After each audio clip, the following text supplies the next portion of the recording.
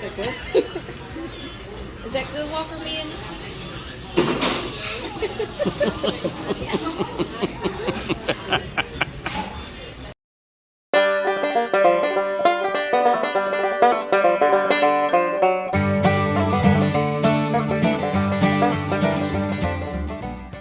So a while back, the Uplander, which we've had forever, just was getting a little old in the tooth, so to speak. So we decided to swap it out and get Angie a new vehicle. And after looking around, we found and decided on the Chrysler Pacifica, a just absolutely beautiful vehicle. I mean, those of you who hate minivans, I mean, you got to admit, this thing looks pretty sharp. It's got Pirelli wheels, all leather interior, groovy dash layout. It even has a spot for you to put your dang umbrellas by the seats, which drives me insane. All the doors are even powered. She doesn't even have to get out to open and close the door. She just reaches up and hits a little button and they'll open and close on the sides. There's charge ports built into the seats, so if you're sitting in the back seat, you could just, and off you go. The rear seats, what really sold us on it, the rear seats fold down into the floor. So once those are folded down, you just got gobs of space to put anything you want in there. There's groovy LED lights all the way throughout, and they even built on the long van doors, there's sunscreens, automatic, that are built into the door. You don't even have to buy new ones. You just clip and the baby's protected from the sun. It's really just a wonderful vehicle. It's beautiful. It's laid out perfectly. It works outstanding for us. And so I, of course, reacted like any American male would. I got jealous. So this video isn't so much about the farm or anything else. It's about my own attempt to catch my old truck up to the wondrous beauty that is my wife's new car. So we started with, you know, this nasty beat up old looking truck, and you know, there's some things that I do to try to catch up. But anyway, take a look, let me know what you think. Okay, so our next upgrade on the interior is on this steering wheel. As you can see, she's a bit old, got 200 and something plus thousand miles of driving on it, and just, you know, looks a bit jaded. So what we've got, I ordered this cover off of Amazon. I'll try to find the link to put in here. And the idea is you slip it over the steering wheel, and then using this needle and thread, you thread it together and you'll have a new look. So I'm going to give it a shot, see what it looks like, and we'll see if we can turn this into something new. And if, pray tell, you're wondering why am I doing this at night, because this is when I have time to do it. Been a really busy few weeks here at the old farm. So anyway, on this strap that I bought, there's the seam where it's put together, and what I'm going to do is put that on the bottom here on the steering wheel, because it just makes sense to me that that's where it would go. So I'll set that right there, and then try to stretch this around the seat or the steering wheel. There we go. Even this up all the way around.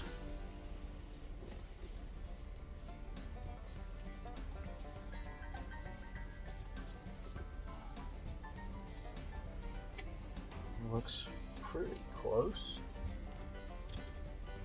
And voila, it's on. I think it's going to look pretty good. It's got the same type of color that the rest of the truck does. So let's get that needle and thread and give it a shot.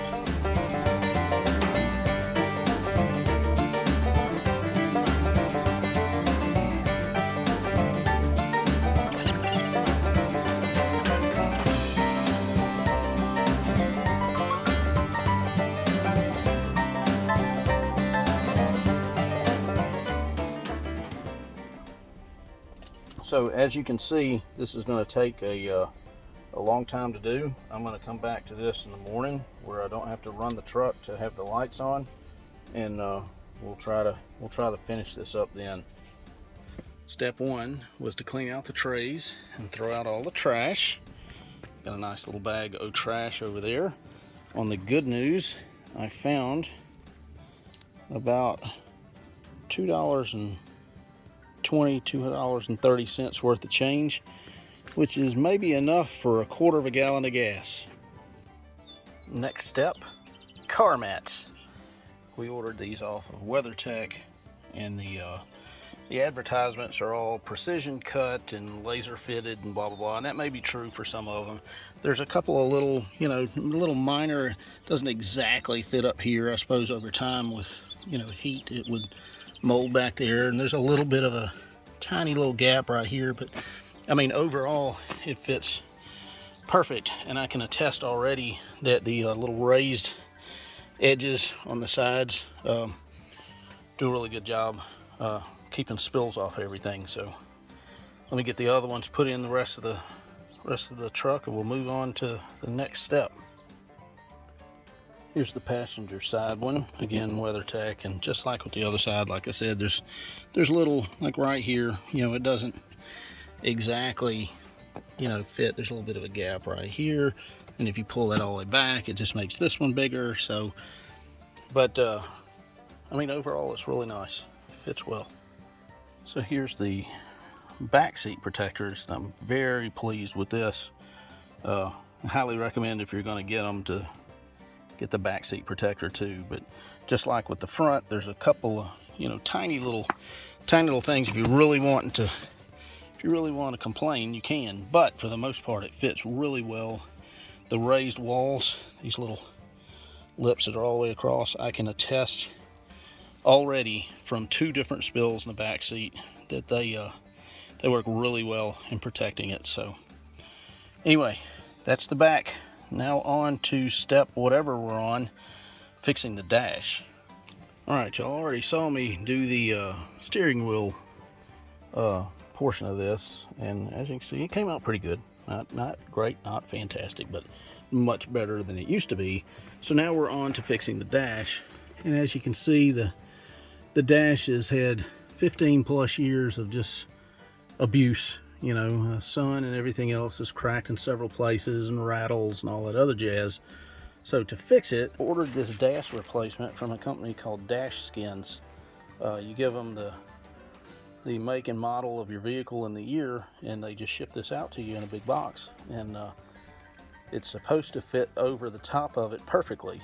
So what we're going to do is I'm going to come over here and clean the top of this really good with some cleaner wipes, get all the dust and stuff off of there, and then we're going to slap it on and glue it and let it sit overnight and see what it looks like. By the way, I know some of you are saying, hey, wait a minute, buddy, that's not like regular damage there. That looks like something out of a horror movie.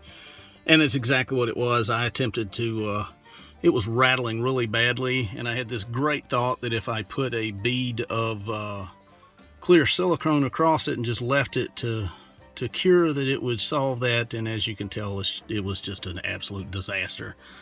So I'm going to set that other one on top and hope it just hides this all together. But the message, the lesson from this is don't fix it yourself. All right, to install this dash skin, you have to have the dash up here nice and clean. There's always a lot of dust and stuff on here, and dirt and stuff. So what I did was I took a couple of these microcloths and wiped off the dust as best as I could through all the corners, and got up in the little edges up in there. And then I came back with some good old cleansing cloths from the old Armor All cleansing cloths, and just scrubbed the stew out of it. So this dash is probably as clean as it's been in the last 15 years. But next step is we're going to get the dash skin and put the adhesive on the back side of it, and then we're going to place it on there and put some stuff on the top of it, so kind of weight it down and leave it overnight. So let's see how it fits. And the new dash is installed. It's sitting up there. I'm gonna go get some books and stuff to set on here to, you know, you can see like over there, it needs to be pushed down a little bit, but yeah, overall it fits perfectly. They give you these little sponge things here on the edge. When you get it glued, you put them there when you shut your door and it helps to hold it in place. But we're gonna put some books on it and let it sit overnight. But there she is, a new Dash. Looks pretty good. All right, Dash is cleaned, dust off of it. Got the books up there to let it sit, and we're gonna check it in the morning on our way to church and see how the Dash looks. So there we go. On to the next step.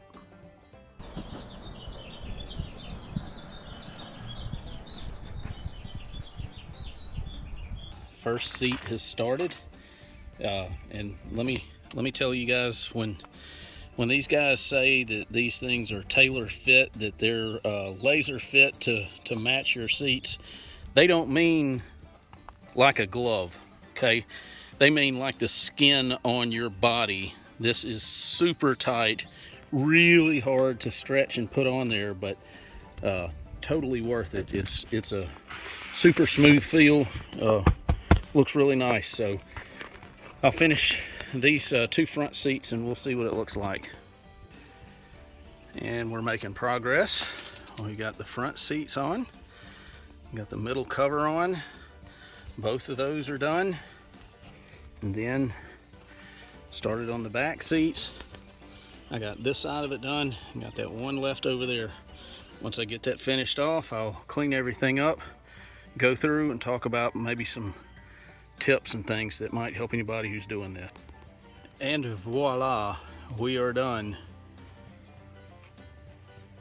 There's everything covered. Very happy with the fit and finish of it. Can't recommend these guys enough. Really, like I said, quality stuff, very tight, but very good finish and fit. Even for things like the little, let me pull this down here so you can see the little cutouts. There's a nice fit and finish seal around that. A couple of things I would say, if you're going to get these and put them in, make sure you have time to do it. It takes longer than you might think. Watch their helpful videos before you start, because there's a couple of things that will help you out. And one other thing, trim your fingernails before you start. Trust me on this. Get them nice and trim so that when you're yanking this stuff and poking it in between all these tight little areas and whatever, that you don't rip a couple of fingernails off. But anyway, that's the whole shebang. Pretty happy. All right, so that's it. We went from dirty, torn, cracked, dusty, and nasty to clean, smooth, and pretty dang sweet, if I do say so myself. Very happy with the way the interior looks. So now it's time to move to the exterior.